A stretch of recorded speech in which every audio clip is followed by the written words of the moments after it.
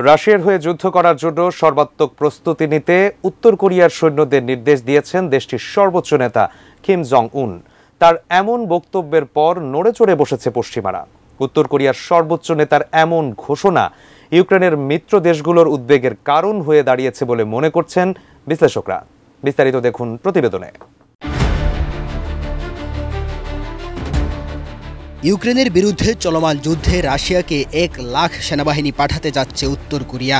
এ ব্যাপারে সর্বাত্মক প্রস্তুতি নিতে সৈন্যদের নির্দেশ দিয়ে রেখেছেন দেশটির সর্বোচ্চ নেতা কিম জং উন। ইতিমধ্যেই দেশটি থেকে কয়েক হাজার সৈন্য পাঠিয়েছেন তিনি।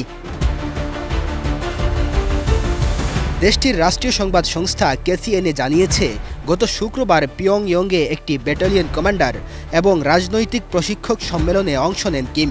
সেখানে তিনি বলেন, যুদ্ধের জন্য রাজনৈতিক ও সামরিক শক্তিতে দক্ষতা বৃদ্ধি করতে হবে, যাতে সেনাবাহিনীর যুদ্ধ মোকাবেলায় সক্ষমতা বাড়ে।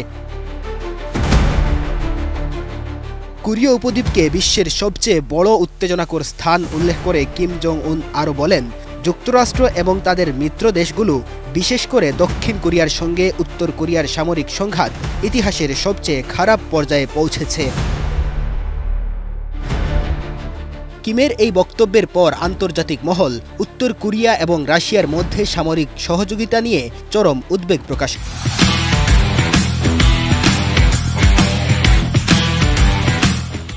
করেছেন।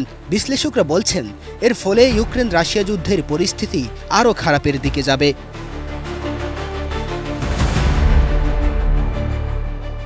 ওয়াশিংটন এবং কিয়েভ দাবি করছে, রাশিয়ায় বর্তমানে 10,000-এর বেশি উত্তর কোরীয় সৈন্য রয়েছে, যারা ইউক্রেন যুদ্ধে মস্কোকে সহায়তা করছে।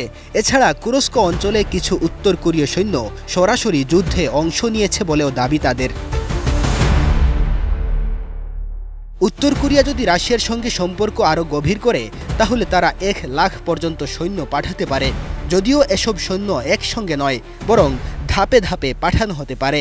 শুধু সৈন্যই নয়, বিপুল পরিমাণ গোলাবারুদ, আর্টিলারি এবং অন্যান্য অস্ত্র সরবরাহ করেছে উত্তর কোরিয়া। এরই মধ্যে লং রেঞ্জ রকেট এবং আর্টিলারি সিস্টেম সরবরাহের খবরও পাওয়া গেছে।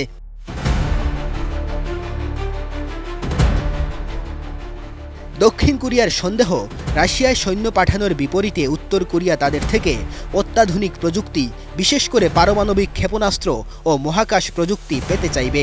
এতে করে কোরীয় উপদ্বীপের অস্থিরতা আরও বড় আকার ধারণ করতে পারে। Desk report, ATN news.